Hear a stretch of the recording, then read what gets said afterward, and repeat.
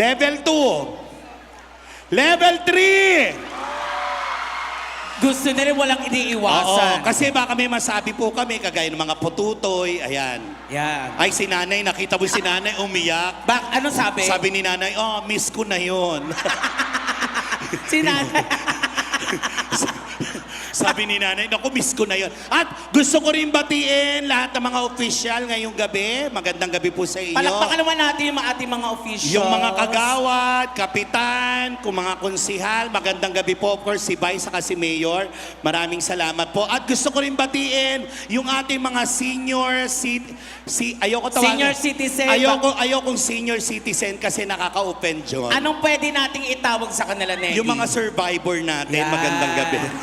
Kaya kanina Ate Negi, nagpunta tayo doon, dyan sa gitna, amoy katingko. Oo. Amoy mga pamahid. Oo, magandang nanay, hello nanay. Nanay. Nanay, nay, alam ba ng parents nyo na lumabas kayo? Oo. Alam naman daw. Alam nyo, ako bilang komedyante, natutuwa ako lalo na ang mga namin nanonood, yung may edad na. Kasi yung mga medyo may edad nating hindi nila naabutan yung mga comedy bar nung araw. Hindi na masyado. Ang ginagawa nila nanay, walang ginawa yan. Lalo pag naging nanay ka, unang-una mag-aasikaso ka ng mga bata. Tama.